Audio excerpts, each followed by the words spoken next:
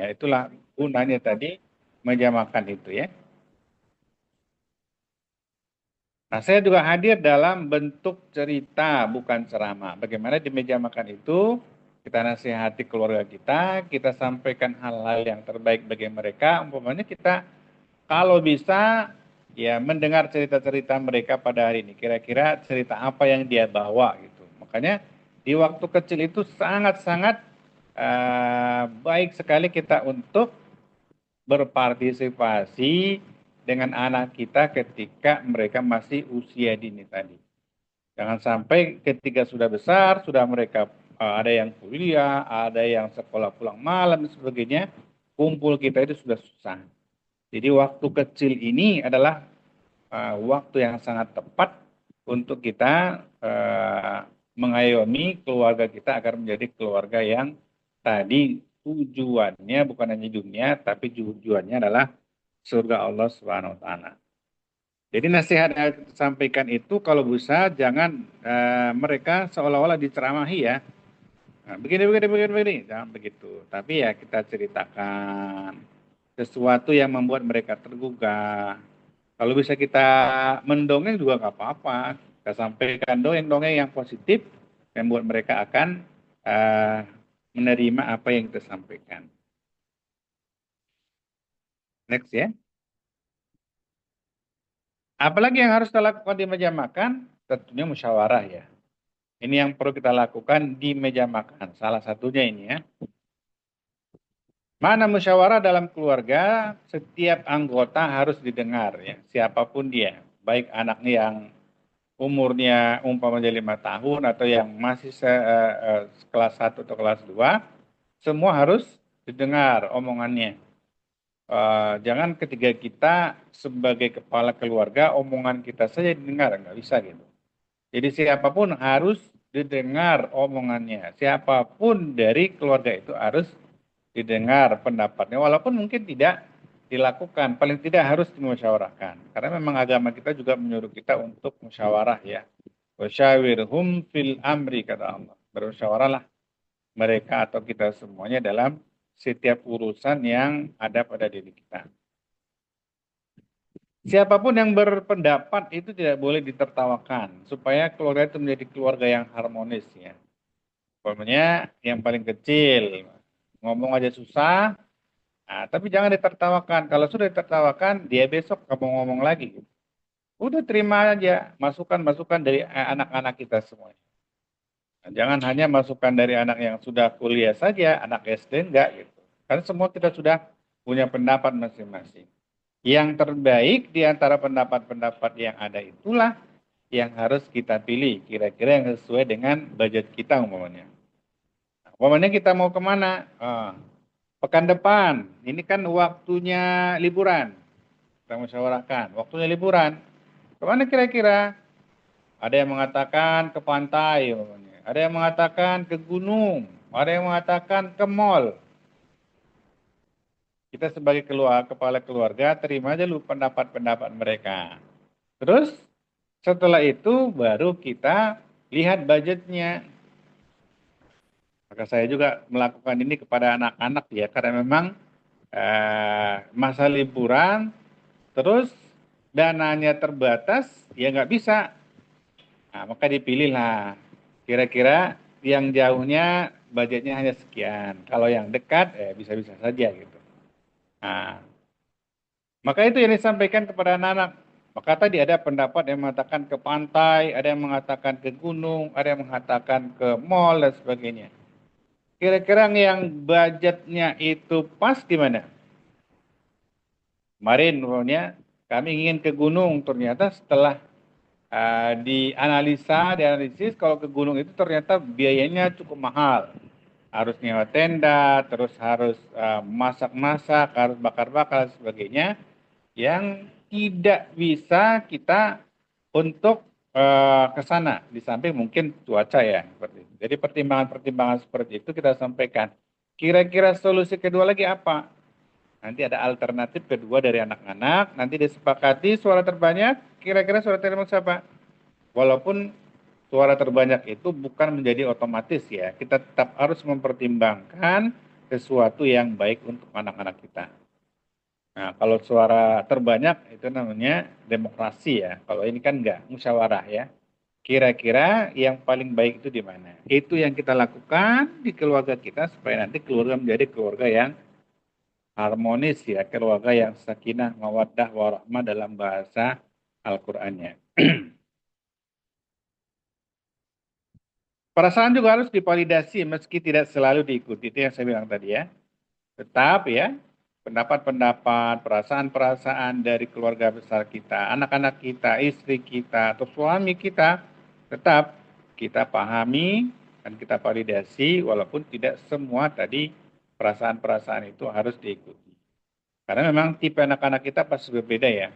Ada yang memang suka ini, pokoknya. Ada yang tidak suka. Ada yang sifatnya keras, ada yang sifatnya lembut. Bagaimana cara kita untuk mengayomi mereka supaya mereka itu bisa menjadi keluarga yang bahagia di rumah, bukan hanya bahagia di tempat orang lain. Apa dampak jangka panjang komunikasi di meja makan? Pertama adalah anak memiliki kosakata iman. Karena memang tadi sudah kita biasakan bercerita tentang ketauhidan, bercerita tentang akidah di meja makan, maka anak-anak pun udah biasa. Umpamanya ketika dia keluar, tidak di rumah kita, dia akan senantiasa membiasakan kosakata iman yang biasa kita sampaikan di meja makan. Ayo nak, ketika sebelum makan, baca basmalah ya. Nanti dia ketika di luar pun akan melakukan hal seperti itu. Nah itu efek positifnya yang kita dapatkan ketika kita membiasakan itu di meja makan. Anak terbiasa berdialog, bukan membantah ya. Terbiasa berdialog dengan siapapun, dengan kita atau dengan orang lain. Bukan membantah perintah-perintah. Kalau membantah perintah-perintah itu bukan hal yang positif yang kita dapatkan. Itu hal yang negatif. Kita umpamanya menyuruh dia sesuatu, apapun sesuatu itu, ternyata dia belum bersedia pada hari itu, lalu dia bantah. Atau saat itu belum dia bisa melakukannya, lalu dia bantah dengan berbagai alasan. Yang sejatinya anak yang sudah terdidik itu adalah membiasakan dialog. Karena memang di meja makan itu kita biasakan berdialog, bukan saling bantah-membantah. Iman terasa hangat, bukan menakutkan. Karena apa? Karena kita sudah memberikan ilmu pengetahuan dasar ya, kepada mereka. Walaupun mereka mungkin banyak juga mendapatkan di tempat-tempat yang lain, di sekolah mereka, di pesantren mereka, atau di tempat kerja mereka. Tapi di rumah tangga kita, itu sudah sesuatu yang biasa kita sampaikan kepada mereka sehingga mereka terbiasa untuk melakukannya. Keluarga juga punya bahasa spiritual bersama. Itu tergantung kepada keluarga kita ya. Umpamanya manggil anak-anak kita dengan panggilan apa, manggil istri kita dengan panggilan apa, ya. Nah, tapi panggilan-panggilan yang positif tentunya ya, panggilan-panggilan yang memang mereka suka, memang mereka ridho terhadap panggilan-panggilan itu. Bagaimana Nabi juga memanggil sahabat-sahabat beliau, memanggil anak-anak beliau, bukan istri-istri beliau dengan panggilan-panggilan yang luar biasa ya, atau bahasa-bahasa spiritual. Umpamanya bagaimana Nabi memanggil dengan Abu Bakar, dengan As-Siddiq, Abu Bakar As-Siddiq, yang senantiasa membenarkan apapun yang disampaikan oleh Nabi SAW kepadanya. Umar umpamanya dengan panggilan Al-Faruq. Ya. Nah, itu kan sesuatu yang disukai oleh orang tersebut gitu. Nah, di dalam keluarga kita pun sugihnya begitu gitu. Jangan panggil mereka dengan panggilan-panggilan mereka tidak suka. Anak-anak kita kalau bisa dipanggil dengan panggilan-panggilan yang mereka sangat sayang, sangat indah, sangat mau dengan panggilan-panggilan seperti itu. Panggilan kasih sayang, atau lakop-lakop yang baik, kita lakopkan kepada mereka agar keluarga kita menjadi keluarga yang harmonis. Next ya. Di atas meja makan itu juga harus dihasilkan dari harta yang halal ya. Ini yang harus ya.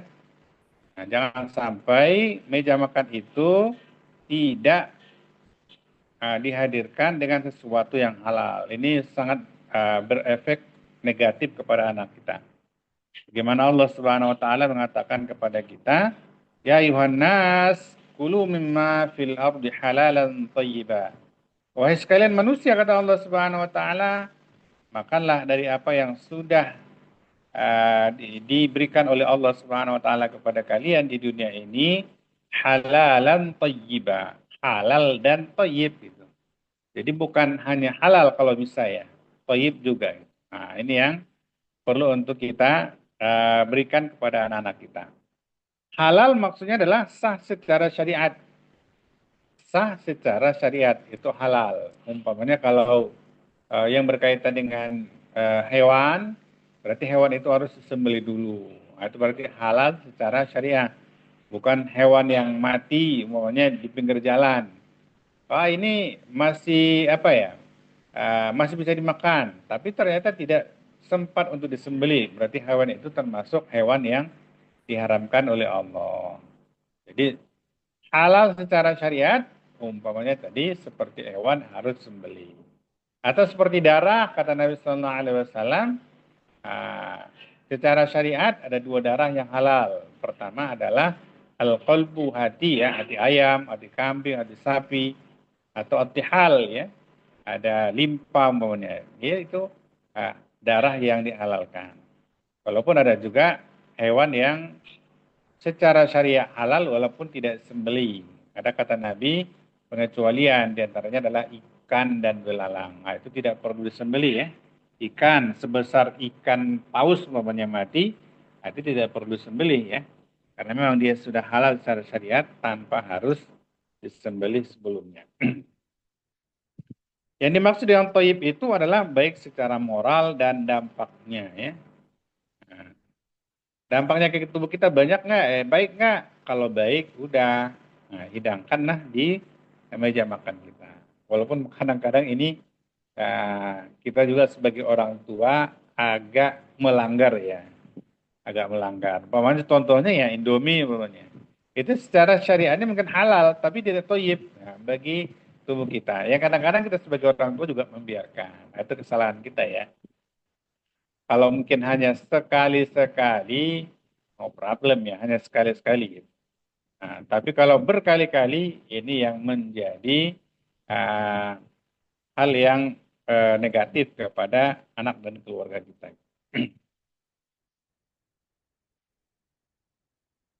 Meja makan itu adalah barometer ya, ketaatan keluarga kepada Allah. Jadi dari meja makan itu kita akan menyampaikan adab-adab yang berkaitan dengan adab makan bawahnya, adab menghadap Allah Subhanahu wa taala.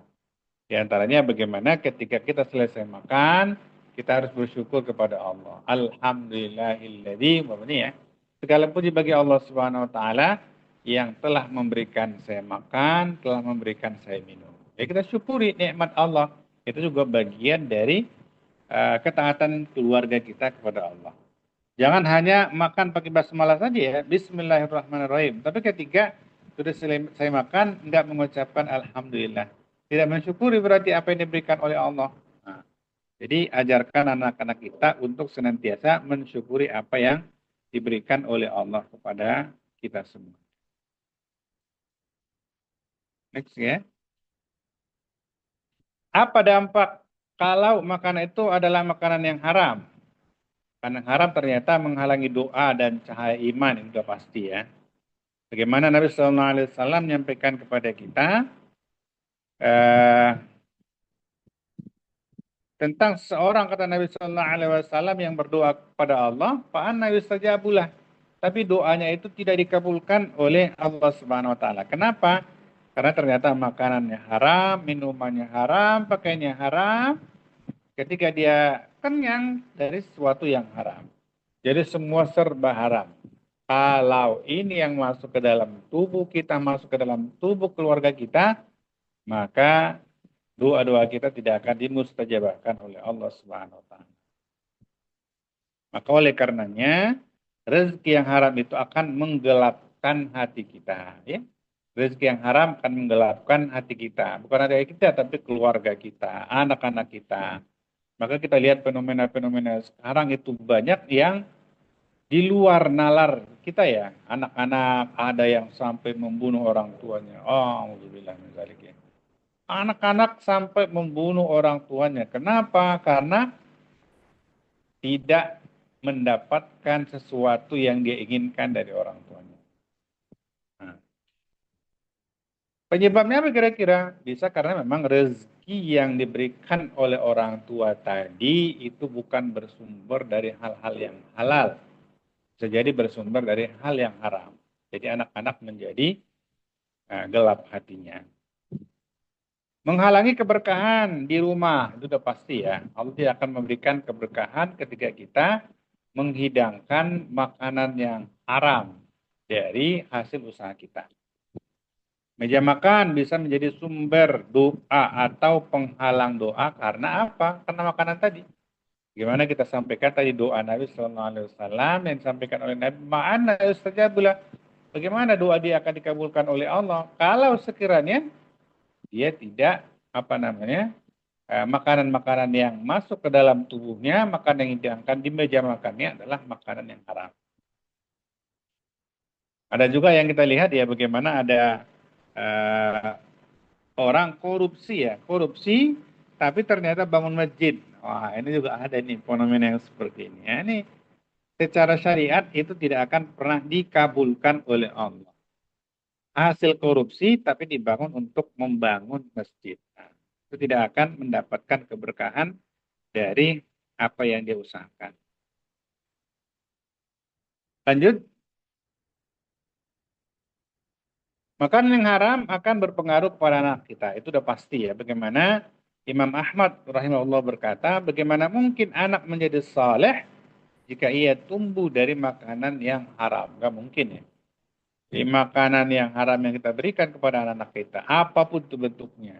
Kalau sekarang mungkin hasil judol ya, nah, hasil judol umpamanya, atau hasil-hasil yang syubhat, apalagi yang haram, nah, itu akan berdampak kepada anak-anak kita. Itu pasti ya. Banyak di antara kita mungkin yang heran melihat anak kok sulit dinasihati ya gitu. Udah kita nasihati malah bandel, nggak mau dengar apa yang disampaikan, malah membantah, bahkan melawan kita gitu. Hatinya keras ya. Ada yang seperti itu banyak nih fenomena masyarakat kita. Banyak orang yang konsultasi kok hati anak saya sekeras batu ya. Nggak bisa disampaikan apa-apa, nggak bisa dimasuki apa-apa gitu. Mudah marah, ya ada anak-anak kita seperti itu. Mudah marah dan sebagainya, tidak pernah taat kepada orang tuanya. Salah satu faktornya itu adalah dari mana makanan yang kita hidangkan di meja makan. Apakah dari harta yang haram, apakah dari harta yang syubhat, apakah di sana ada unsur-unsur yang dilarang oleh Allah. Nah, ini yang perlu untuk kita tanya bersama kalau fenomena ini ada di tengah masyarakat kita gitu. Atau mungkin dalam keluarga kita ya ada yang seperti itu. Ya tanya dulu ya diri kita ya. Berikutnya adalah meja makan sebagai mihrab kejujuran rezeki. Bagaimana Nabi Shallallahu Alaihi Wasallam menyampaikan kepada kita, setiap daging yang tumbuh dari yang haram maka neraka lebih layak baginya. Naudzubillah ya. Jadi jangan sampai anak-anak kita berikan sesuatu yang haram yang membuat makanan yang haram itu menjadi darah daging. Maka kita harus memberikan sesuatu yang halal kepada anak kita supaya makanan yang dia makan itu menjadi darah daging bagi dia, tapi bersumber dari hal-hal yang halal, bukan hal-hal yang haram. Kesimpulan yang bisa kita sampaikan, ya, bagaimana meja makan itu menentukan arah peradaban. Jadi meja makan ini bisa menentukan arah peradaban kita masing-masing. Umpamanya aspek komunikasi ya, apa yang kita dapatkan kalau kita jaga iman akan hidup ya. Kita komunikasikan sesuatu kepada anak kita tentang hijab umpamanya, tentang aurat, tentang keimanan, tentang ibadah, maka dalam keluarga kita iman akan hidup. Jika kita abaikan, maka hubungan kita akan dingin. Bisa jadi bukan hanya dingin, tapi berantakan. Itu yang perlu untuk kita pahami bersama. Aspek adab yang kita ajarkan kepada anak-anak kita tadi, umpamanya bagaimana adab makan, bagaimana adab tidur, bagaimana adab berkomunikasi dengan orang tua, bagaimana adab ketika kita berbicara, itu yang kita ajarkan kepada anak kita. Nah, kalau itu kita jaga, maka anak menjadi santun, insya Allah. Kalau kita abaikan, anak akan liar, ya, akan melakukan apa yang diinginkan. Namanya anak-anak kadang-kadang ya ingin apa namanya uh, mengekspresikan jati dirinya ya, sehingga dia melakukan hal-hal yang di luar dari keinginan kita gitu. Aspek rezeki umpamanya, kalau rezeki kita dari harta yang halal, insya Allah doa akan tembus ke langit ya. Doa kita akan dimustajabahkan oleh Allah, doa anak kita akan dimustajabahkan oleh Allah. Tapi kalau rezeki kita di rezeki yang haram, maka doa akan terhenti. Doa tidak akan mustajabah, doa akan ditolak oleh Allah Subhanahu wa taala. Dalam aspek makanan tadi ya, aspek makanan kalau makanan yang haram itu hati akan menjadi keras, tapi kalau makanan yang halal, insya Allah hati kita akan menjadi lembut. Sumber inspirasi salah satunya adalah dari kisah Muhammad Al-Fatih ya, bagaimana dia dididik oleh orang tuanya sejak usia dini ya. Salah satunya adalah di meja makan ya. Salah satunya adalah di meja makan. Nah, walaupun tidak di meja makan semuanya ya, bisa mungkin di tempat khusus yang mana dia memang dididik oleh orang tuanya. Luar biasanya didikan orang tuanya itu karena memang sejak kecil ketika kita baca sejarahnya sudah disampaikan oleh orang tuanya tentang hal-hal yang perlu untuk dia lakukan ke depan. Berharap apa yang disampaikan oleh Nabi Sallallahu Alaihi Wasallam itu dialah orangnya. Jadi apa yang ditanamkan oleh orang tuanya sebagai mimpi besar dia itu luar biasa gitu. Jadi ayahnya memang orang yang soleh juga, raja ya, yang memang paham terhadap hadis, bagaimana Nabi Sallallahu Alaihi Wasallam suatu saat kata Nabi akan ada seorang mukmin, seorang raja yang beriman kepada Allah dan Rasulnya yang akan menaklukkan Konstantinopel atau di Turki ya, kerajaan yang dikuasai oleh bangsa Romawi yang luar biasa pertahanannya. Di usia yang sudah 12, di usia yang masih 12 tahun dalam sejarahnya kita baca, ternyata Muhammad Al-Fatih itu sudah diberikan oleh ayahnya amanah untuk memimpin negara, memimpin kerajaan. Usia 12 tahun. Ini juga pada dasarnya kita boleh ya. Nah, boleh kita memberikan amanah-amanah besar kepada anak-anak kita untuk dia bertanggung jawab. Nah, jangan kita ragu-ragu, aduh anak ini bisa nggak lakukannya? Udah kasih aja dulu amanah itu. Ya, bisa enggaknya udah tergantung dia gitu. Jangan sampai kita ragu-ragu. Kayaknya ini belum bisa dah, kayaknya ini belum bisa dah. Kasih dulu amanah itu. Yang mudah-mudahan dia bisa untuk melakukan itu. Jadi bagaimana tadi ayah dari Muhammad Al-Fatih tadi memberikan tanggung jawab besar kepada anaknya di usia 12 tahun. Maka tidak diragukan lagi ketika dia sudah berusia lanjut, sudah berusia dewasa, di usia yang sudah menginjak 21 tahun, dia sudah menaklukkan Konstantinopel yang ada di Turki. Luar biasa ya, umur yang masih sangat muda, 21 tahun, itu sudah menjadi raja besar dan hasil yang dia dapatkan itu uh, lebih hebat dari pendahulu-pendahulu sebelumnya, bahkan lebih hebat dari ayah. Nah ini salah satu inspirasi yang bisa kita ambil dari kisah Muhammad Al-Fatih, bagaimana ayahnya mendidik dia mulai dari kecil, salah satunya adalah di meja makan. Itu saja mungkin yang bisa kita sampaikan ya dalam materi kali ini. Mudah-mudahan ini bisa menginspirasi kita semuanya agar kita tetap istiqomah untuk mendidik anak-anak kita Kita jadikan anak-anak kita itu sebagai qurrata a'yun bagi kita ya. Kita mulai permasalahan-permasalahan yang kecil itu, kita musyawarahkan permasalahan-permasalahan kecil itu dimulai dari meja makan. Jazakumullah khair, mudah-mudahan bermanfaat bagi kita semua. Baik, Alhamdulillah terima kasih banyak Ustaz Sudirman Lubis yang memberikan materi luar biasa, Ustaz. Sebenarnya mungkin materinya ringan, terkesan seperti remeh, tapi kalau kita remehkan berarti jangan-jangan hati kita yang terlalu remeh nih, Ustaz.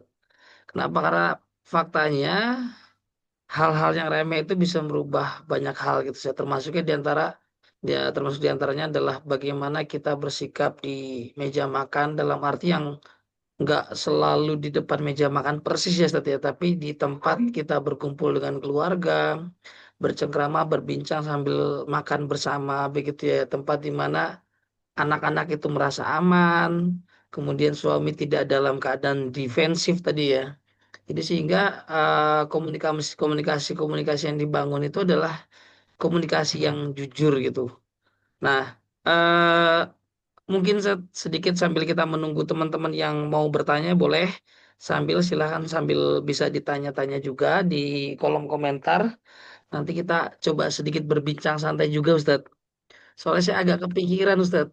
Kepikiran tentang bahwa masyarakat yang menurut saya ini secara adab, akhlak sudah cukup amburadul ya, Ustadz ya. Bahkan sempat Ya, digaung-gaungkan ada revolusi mental, revolusi akhlak, lain sebagainya. Nih bisa jadi salah satu penyebabnya adalah di mana tingkat komunikasi antar keluarga, ayah dengan ibu, dengan anak, itu mulai sangat amat memudar sehingga aspek itulah yang menular, menular, menular sehingga akhlak secara umum di bangsa kita ini sudah semakin hancur lah Ustadz ya. Nah, cuma yang menarik Ustadz, ini adalah ada fenomena namanya fatherless. Fatherless itu di mana orang itu anak baik itu dia masih kecil ataupun sudah mulai dewasa, dia tumbuh tidak merasakan sosok seorang ayah yang menaunginya, yang meneladan, yang bisa menjadi teladan dan lain sebagainya. Ustaz. Nah, oke kita sekarang jadi orang tua, mungkin kita bisa berubah gitu, Ustaz. Kita bisa merubah itu perlahan dari diri kita. Tapi bagaimana saat mungkin kalau misalkan orang-orang itu ada orang-orang yang sudah merasakan dia itu ya kekurangan sosok ayah itu saat fatherless. Jadi kayak udah terlanjur gitu saat udah terlanjur jadi fatherless. Baiknya apa yang harus dilakukan mungkin begitu saat. saya kurang dengar tadi. Agak Iya, kurang dengar kali. Tadi apa tadi? Aduh. iya izin Ustaz. Jadi Ya. ada kasus namanya fatherless Ustaz, di mana Hmm. orang itu tumbuh dengan tanpa adanya sosok ayah Ustaz, sebagai teladan, sebagai kepala keluarga yang menaungi. Ayahnya ada, tapi mungkin tidak mencerminkan sebagai ayah. Mungkin ada juga yang ayahnya memang sudah tidak ada begitu ya, tapi artinya dia tumbuh dengan apa namanya tanpa adanya sosok ayah, Ustadz. Nah itu Hmm. kalau kita yang sudah berkeluarga ini kan mungkin kita bisa, ayo kita bisa merubah ke depannya kita menjadi sosok ayah yang baik untuk anak-anak kita. Tapi bagaimana orang-orang yang sudah terlanjur terluka itu karena rasa nggak ada sosok ayah atau mungkin ayahnya galak, sering mukulin dia lain sebagainya, udah timbul rasa apa ya bahasanya rasa sampai-sampai mungkin khawatir, gelisah dan bukan gelisah, apa namanya trauma, trauma untuk mungkin kalau yang perempuan trauma untuk berkeluarga, takutnya dapat suami yang seperti ayahnya yang tidak ada apa namanya perannya di keluarga, bahkan malah merusak begitu Sat. Itu apa yang Ya. harus dilakukan Sat buat orang-orang yang merasakan fatherless ini Sat? Ya, pada dasarnya ya agama kita menyuruh kita sebagai orang tua, terutama kita sebagai ayah, untuk menjadi anak ayah yang baik, yang bisa mengayomi keluarga ya. Bagaimana contoh Nabi Ibrahim alaihissalam ketika dia menyampaikan sesuatu kepada anaknya, sesuatu yang penting, umpamanya dia tidak langsung mengatakan Anda harus begini anak, bukan. Tapi dia sampaikan dulu, fanzur madza tara. Anak kira-kira perhatikan atau coba pendapatmu bagaimana. Nah, ini ayah yang baik sebenarnya seperti itu. Jadi ketika Nabi Ibrahim kata Allah bermimpi, di dalam mimpinya itu dia diperintahkan oleh Allah untuk menyembelih anaknya, dia nggak menjadi seorang yang galak tadi ya, seorang yang punya power umpamanya dalam keluarganya, lalu dia mengatakan besok Anda disembelih ya, ini perintah Allah, nggak begitu. Dia senantiasa mengedepankan kesantunan. Dia mengatakan kepada anaknya, ya bunayya fanzur madza tara. Wahai anakku, perhatikan apa kira-kira pendapatmu terhadap perintah yang diperintahkan oleh Allah. Ayah yang baik sugianya bersifat seperti itu. Bukan ayah yang diktator ya. Ayah yang memang pendapatnya saja yang diterima, pendapat orang lain tidak. Makanya tadi di awal kita sudah sampaikan bahwa keluarga itu sebenarnya dibangun atas dasar kebersamaan. Nah, walaupun kita sebagai orang tua penentu dalam satu kebijakan, kita tetap anak itu diambil masukannya gitu. Kalau itu yang terbaik, jangan kita sebagai ayah merasa oh pendapat saya yang paling bagus, pendapat dia enggak. Padahal pendapat anak itu mungkin jauh lebih bagus. Nah, ini yang perlu untuk kita tanamkan ke dalam diri kita ketika kita posisinya sebagai ayah.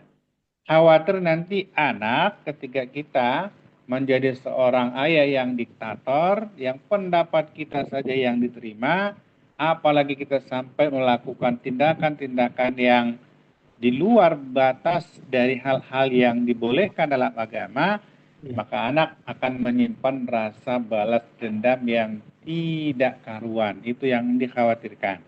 Itulah yang saya sampaikan di awal tadi bagaimana kadang-kadang anak itu sudah melampaui batas uh, apa namanya melampaui batas tindakannya sampai membunuh orang tuanya gara-gara permasalahan-permasalahan kecil yang dilakukan oleh orang tuanya.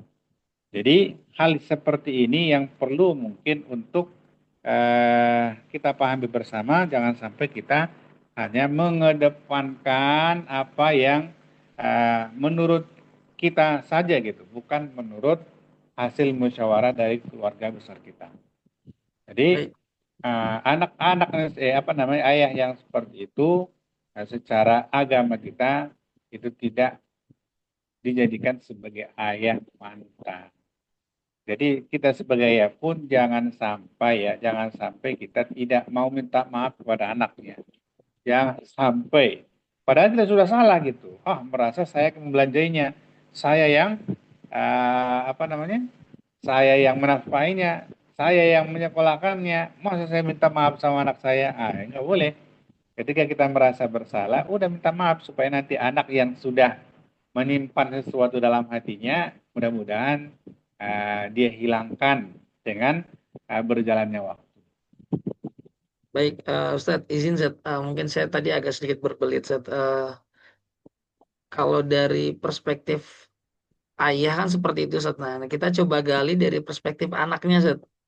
Hmm. Jadi artinya kalau ayahnya yang melakukan seperti itu kan memang seyogyanya ayahnya harus menjadi ayah yang ideal, yang lain sebagainya Ustadz. Nah, misalnya kita sebagai anak nih yang memiliki ayah yang tidak ideal Ustadz, tapi kita tuh pengen untuk hijrah, pengen untuk apa namanya dekatlah dengan ayah kita lagi. Tapi rasanya hati itu udah trauma gitu, Zat. Udah trauma untuk ya bisa jadi kita pernah dipukul di apa atau mungkin kita pernah ditelantarkan.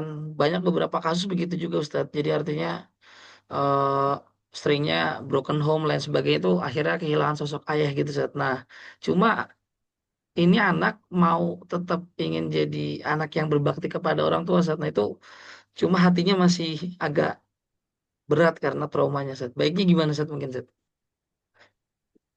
Iya, sebenarnya kita sebagai anak juga harus menyikapi sesuatu yang dilakukan oleh orang tua kita dengan sikap yang baik ya.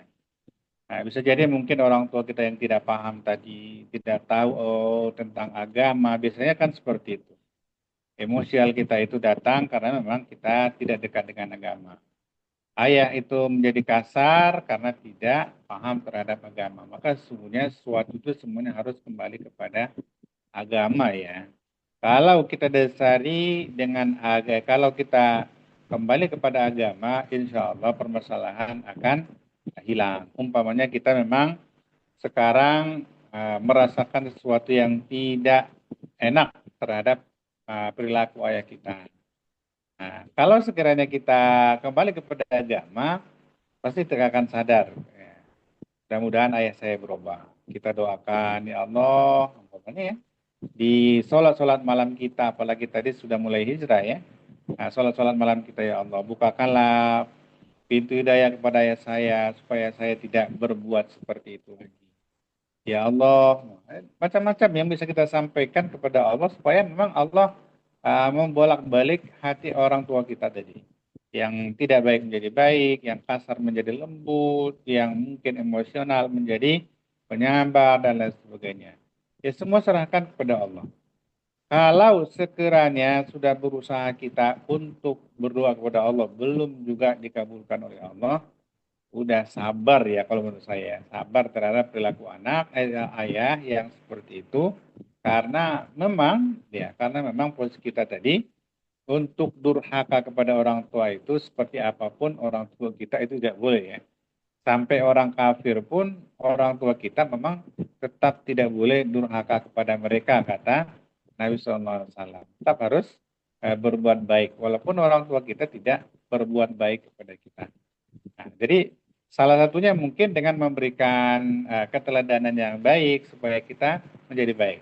Umpamanya ya, salah satunya contoh umpamanya, ayah kita masih juga menganggap kita bukan orang baik umpamanya, atau mungkin masih juga marah, masih juga macam-macam yang dilakukan kepada kita, padahal kita sudah berusaha baik.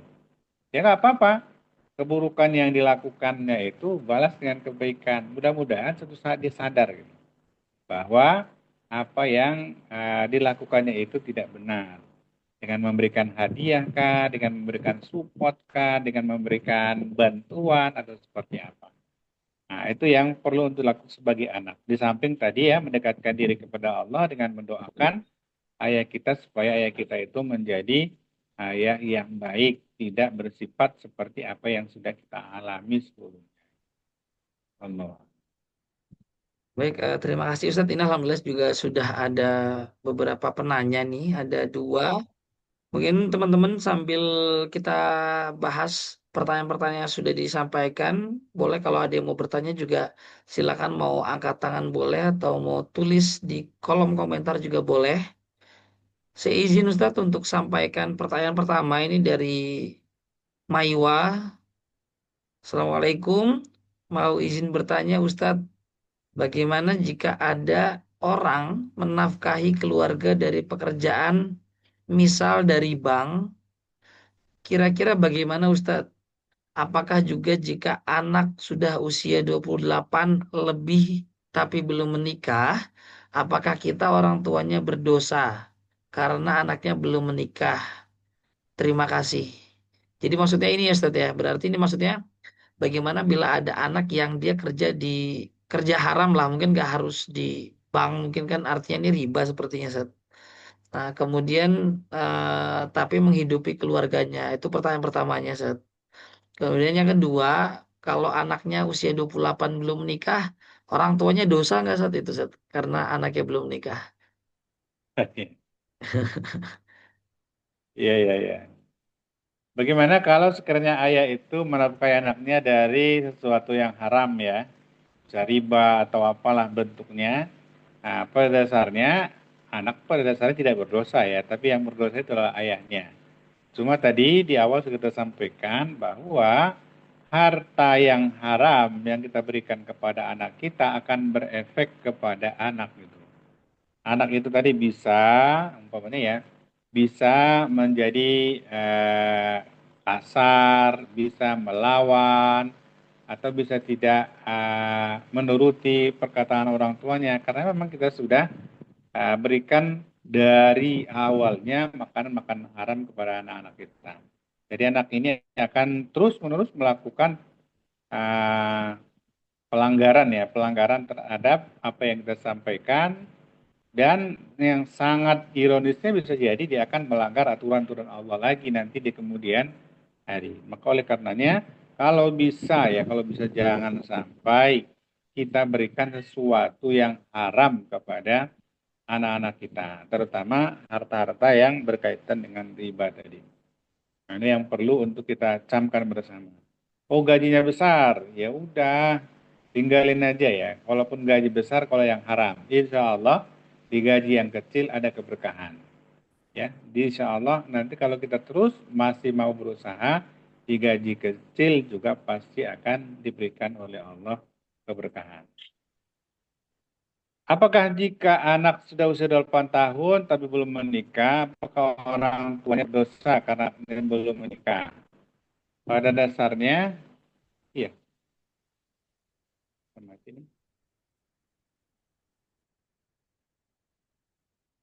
Eh, baik, teman-teman sekalian, sepertinya ada sedikit kendala teknis. Ustadznya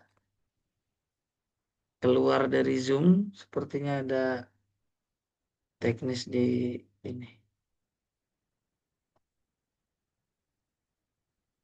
Sambil menunggu Ustadz, silahkan bagi yang belum absen, bisa absen dengan mengklik link yang sudah dikirim di kolom komentar. Insya Allah nanti akan kita undi untuk door prize di akhir bagi peserta yang hadir mengisi absen dan sampai dengan akhir tetap on. Artinya apabila nanti ketika diundi terpilih satu nama, kemudian kita panggil namanya tidak ada, jadi nanti akan kita geser. Selamat datang kembali Ustaz Sudirman. Alhamdulillah. Mungkin mau dilanjut silakan saya tadi terkait dengan pertanyaan apakah berdosa ya seorang orang tua yang anaknya 28 tahun tapi belum menikah nih Ustaz. Ustaz izin Ustaz untuk mic-nya masih belum terbuka Ustaz. Oke, ya. Iya.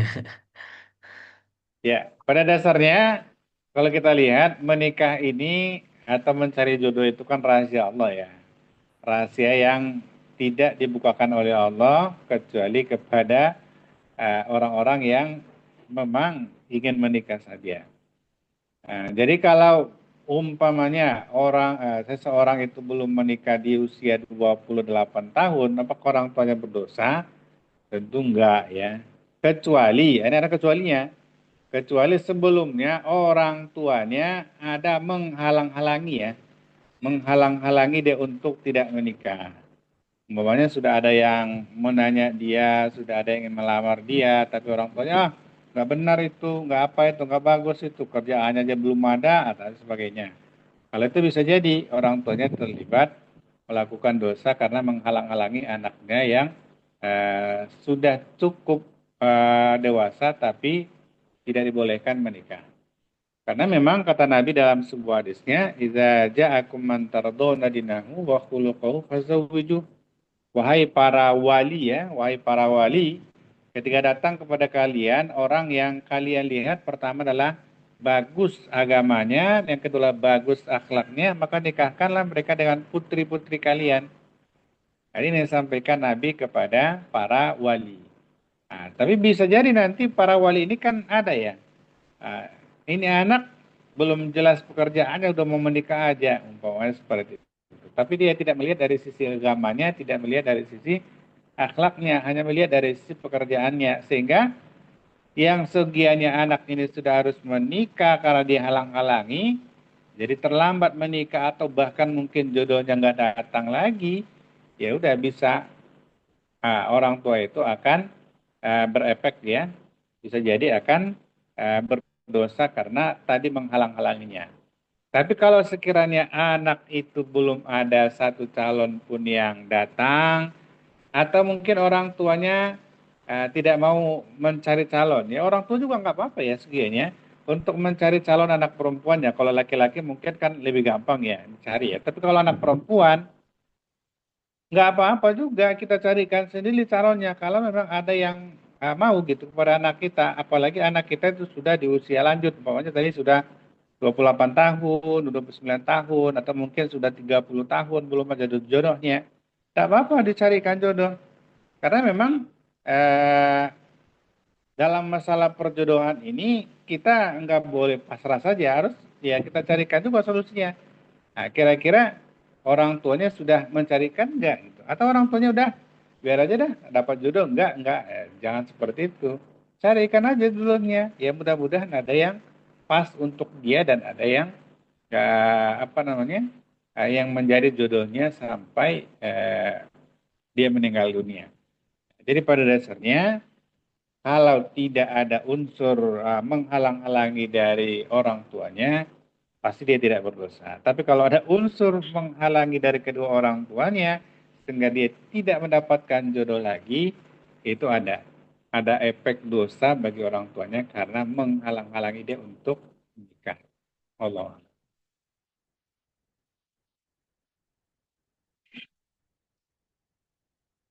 Mic-nya mas, mic-nya belum mas.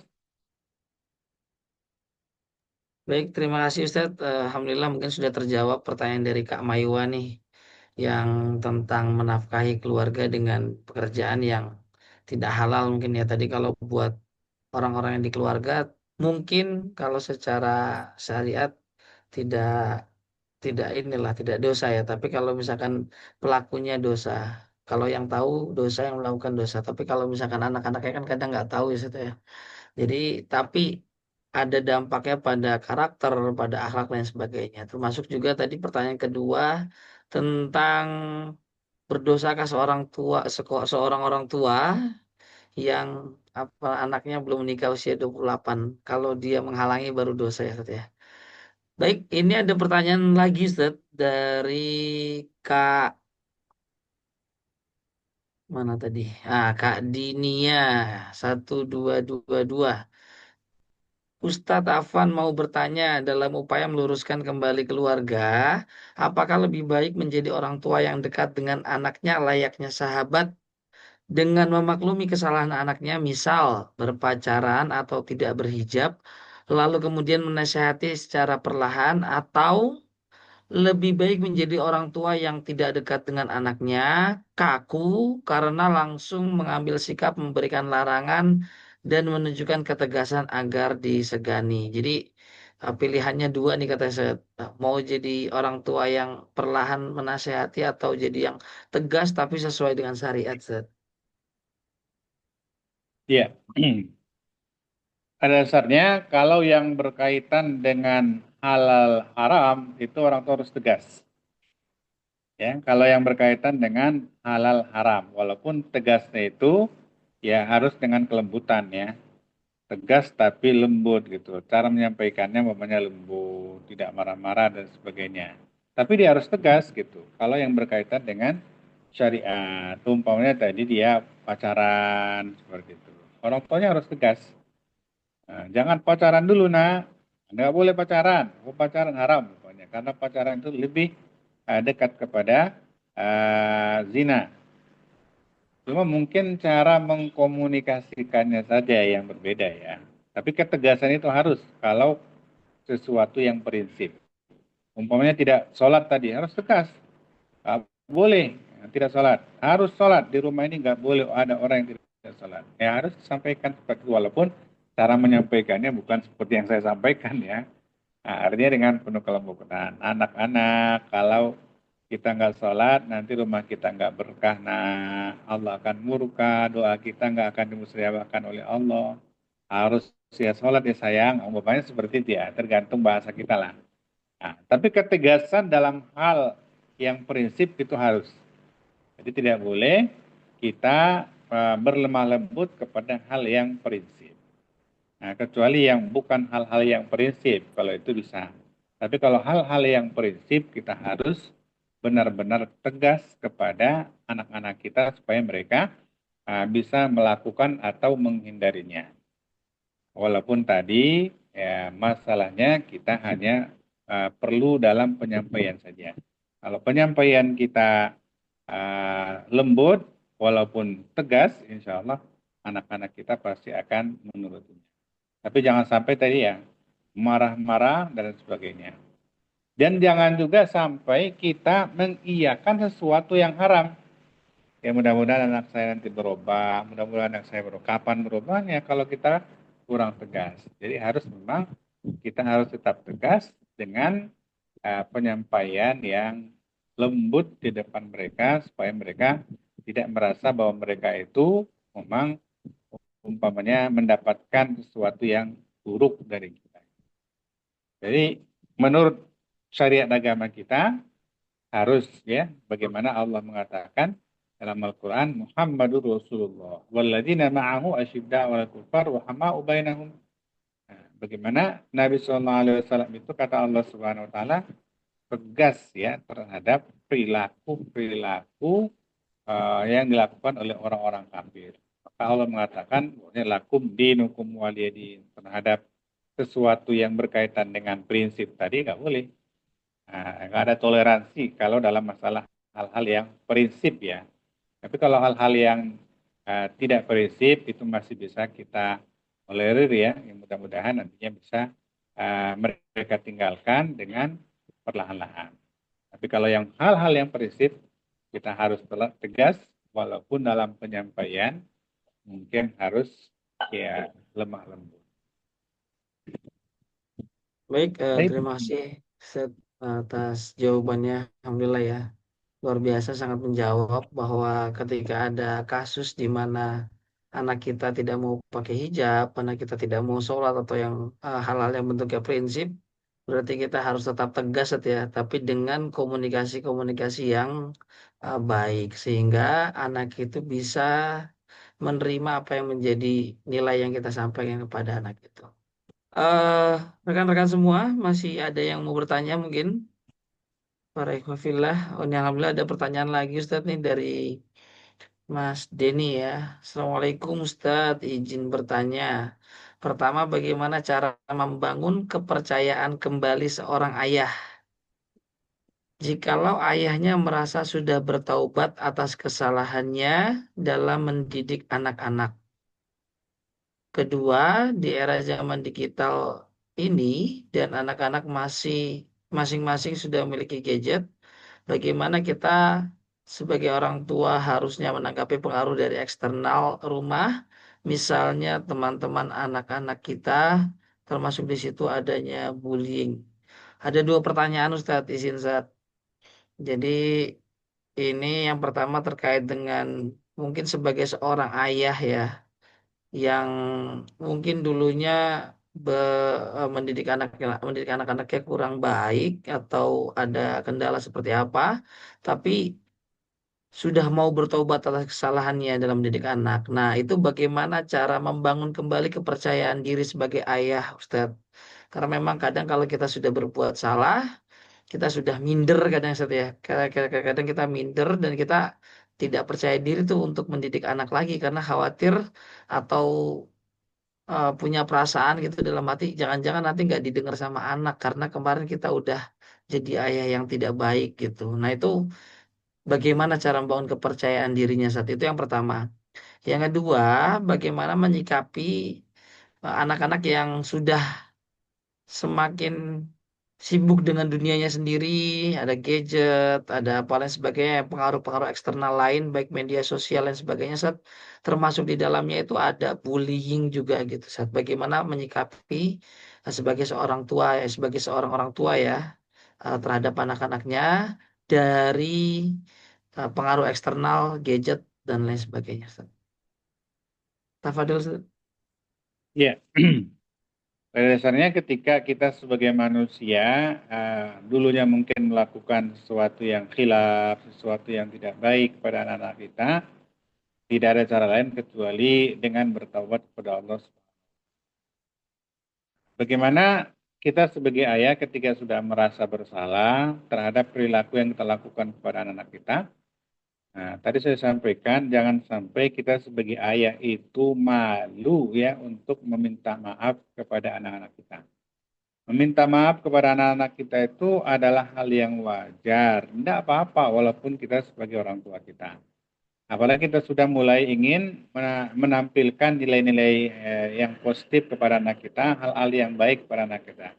Lakukan ya, lakukan permintaan maaf. Kalau bisa disebut juga kesalahannya nggak apa-apa. Minta maaf ya nak, saya dulu sudah melakukan sesuatu yang tidak baik bagi kamu. Umpamanya saya ayah terlalu kasar, ayah terlalu arogan. Itu kita sampaikan supaya anak-anak kita sadar bahwa itu dulu ya, bahwa itu dulu kita lakukan karena kita tidak paham terhadap sesuatu yang kita lakukan itu. Pokoknya kita tidak dekat dengan agama, kita tidak tahu ilmunya, atau kita tidak paham dengan apa yang sudah kita lakukan. Jadi minta maaf itu adalah salah satu solusi ya, solusi terbaik untuk kembali merajut uh, kenyamanan keluarga besar kita.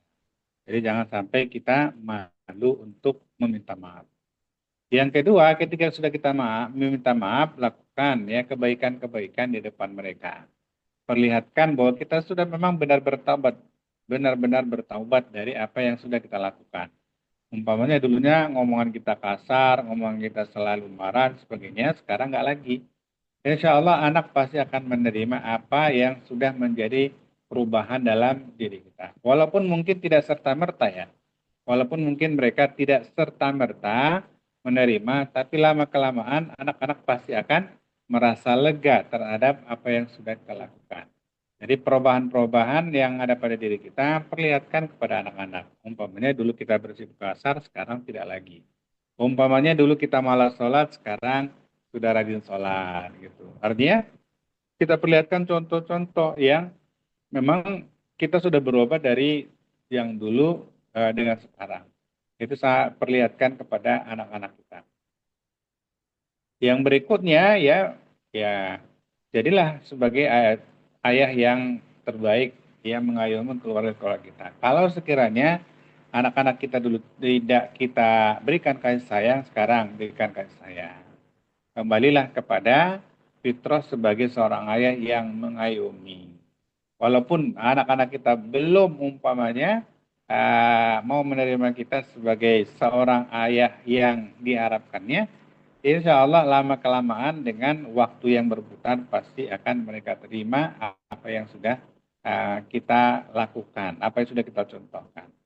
Jadi hal-hal yang positif yang kita kerjakan, perlihatkan kepada anak-anak kita supaya mereka sadar bahwa kita memang sudah benar-benar bertaubat. Walaupun mungkin awal-awalnya sedikit ada rianya ya, ada rianya yang mungkin ya kalau memperlihatkan sesuatu yang baik di depan orang lain kan seperti itu. Tapi nggak apa-apa supaya mereka sadar bahwa kita benar-benar sudah tidak seperti ayahnya di waktu dulu gitu. Sekarang sudah menjadi ayah yang baik.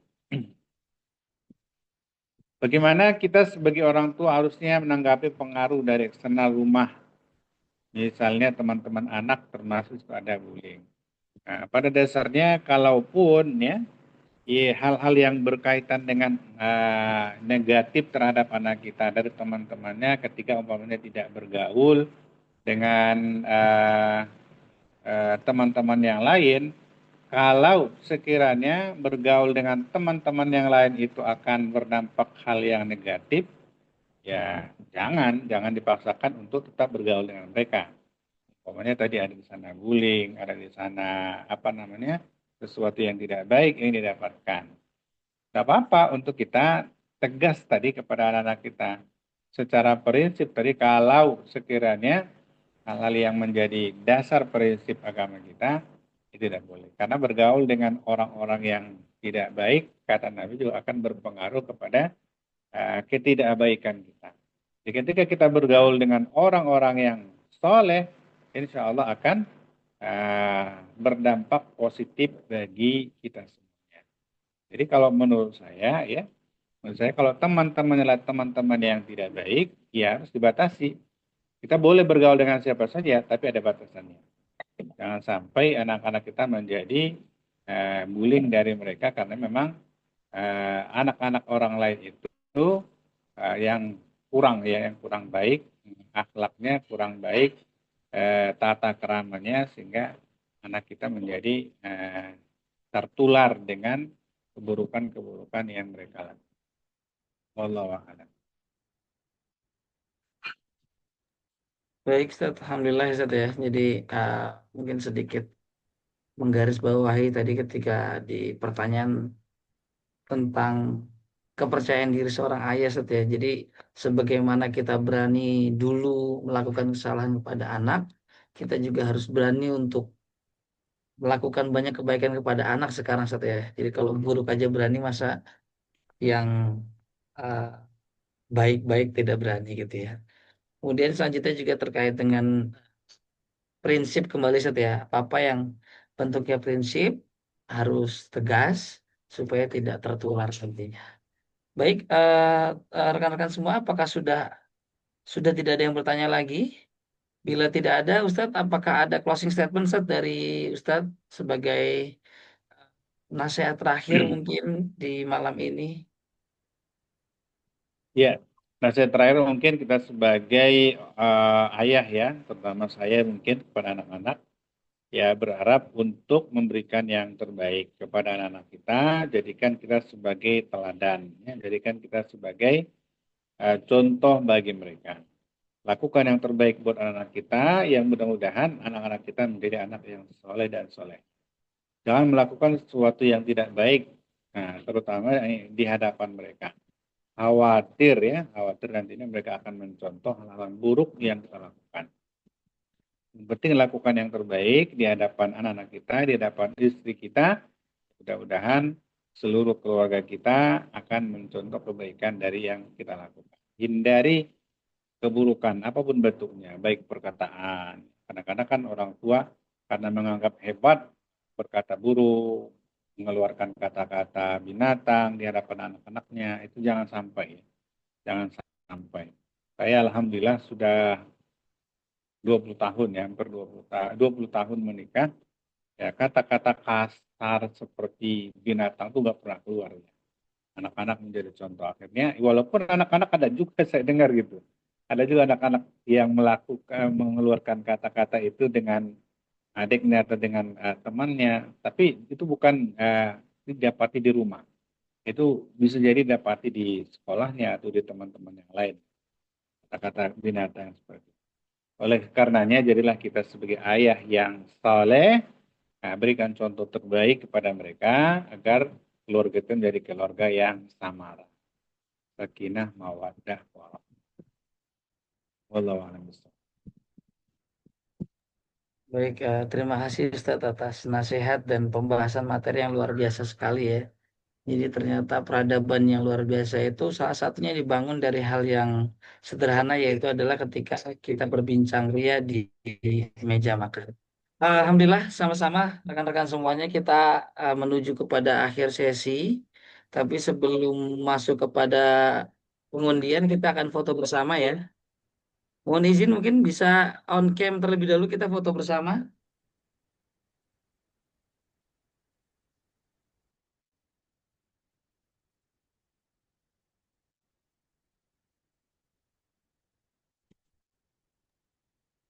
Ya, sudah foto bersama. Silakan mungkin admin bisa sambil mengambil gambar.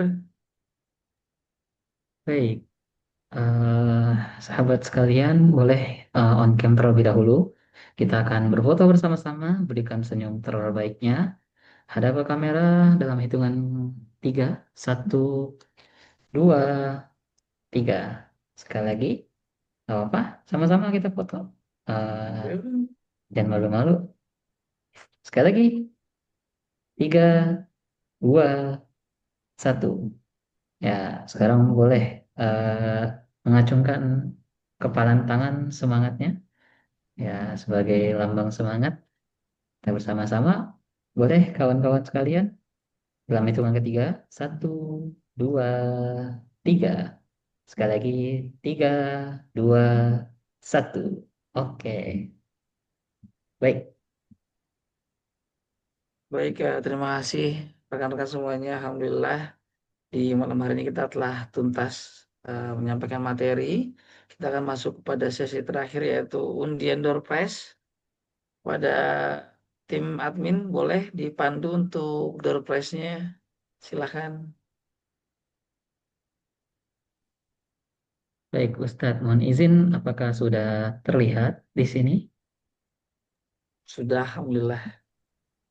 Baik, kawan-kawan, kesempatan terakhir di sini adalah nama-nama yang tadinya sudah mengisi absensi.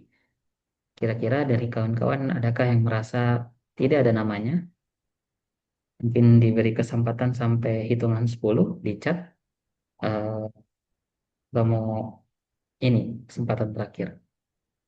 10, 9, 8, 7, 6, 5, 4, 3, 2, 1. Baik, tidak ada ya. Kita akan putar seperti biasa. Oh iya, jangan lupa kawan-kawan di sini yang mengingatkan yang sudah dapat kemarin, maka nanti kalau namanya keluar, mohon maaf berarti eh, apa namanya? Kalau sudah dapat berarti sudah seperti itu.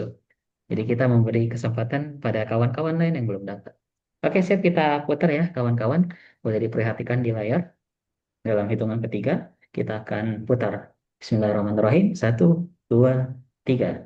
Siapakah yang akan mendapat door prize pada malam ini? Ada dua door prize ya. Ini door prize yang pertama.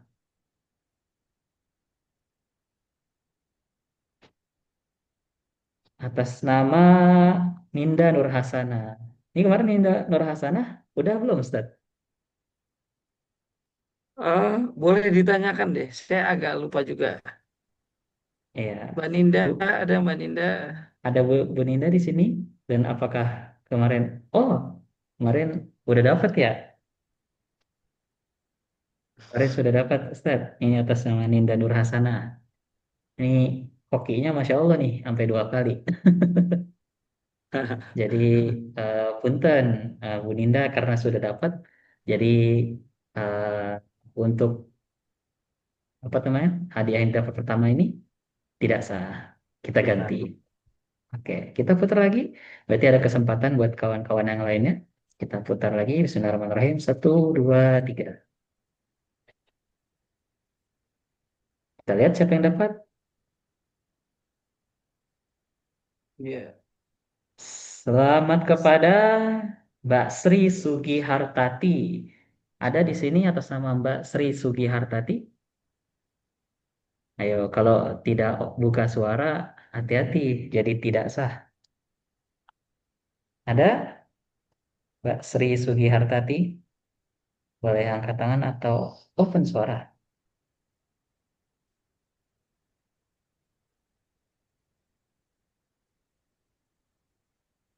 Ya, saya hitung dalam hitungan 5. Kalau belum hangus nih, Mbak Sri. Atas 5, nama Mbak Sri Sugi Hartati. 4, 3, 2, 1. Ya, sayang sekali. Ya, belum ada, Ustaz. Sepertinya ada orangnya tapi nggak ini kayaknya nggak nyawa. Halo, Kalau dilihat dari ini, Mbak Sri, Mbak Sri.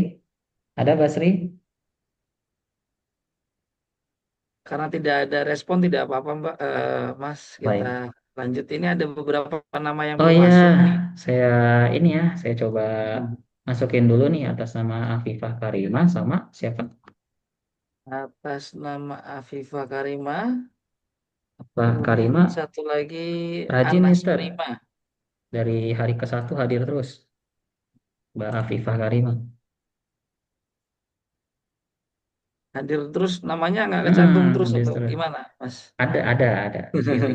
Cuman ini lagi Iya, sudah dimasukin ya atas nama sudah. Afifah Karimah dan juga Anas. Baik, karena tidak ada nih tadi Mbak Sri Sugihartati tidak menunjukkan suaranya, mohon maaf. Jadinya gugur nih Ustaz. Iya, silahkan. Nah, sayang sekali ya. Baik, kita akan putar lagi. Ini belum ada nih dari dua hadiah logam mulia yang belum dapat pada malam hari ini. Kita putar lagi ya. Bismillahirrahmanirrahim. Satu, dua, tiga.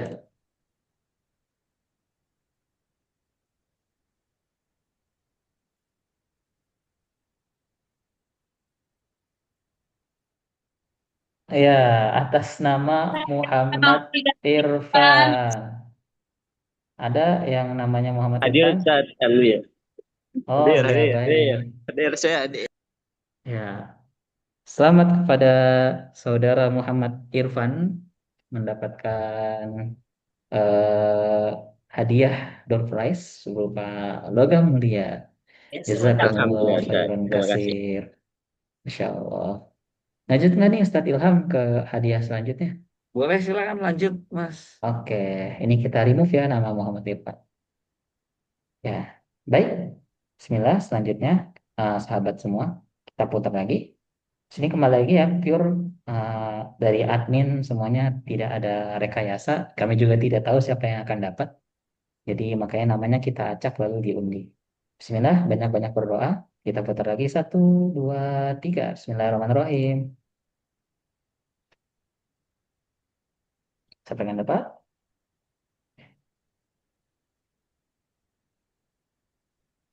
Atas nama Nur Hadianti. Maka ada di sini Nur Hadianti.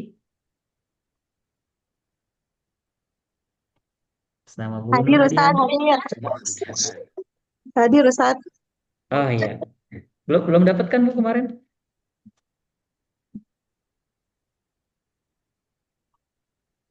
Belum belum dapat kan Bu kemarin? Belum Ustaz? Oke, baik. Alhamdulillah. Berarti Ya. hadiah kedua jatuh kepada Ibu Nur Hadianti. Selamat Bu Nur Hadianti. Alhamdulillah. Baik, Alhamdulillah. Terima kasih semua para peserta. Insya Allah kita berjumpa kembali di esok hari. Kita akan masuk kepada materi terakhir terkait dengan finansial dalam keluarga ya. Silakan nanti bisa hadir. Tapi sebelum itu sama-sama kita tutup malam ini pelajaran kita pada malam ini dengan baca lafaz Alhamdulillah. Alhamdulillahirrabbilalamin. Dan kita sama-sama Alhamdulillahirrahmanirrahim. sempurnakan dengan doa kafaratul majlis.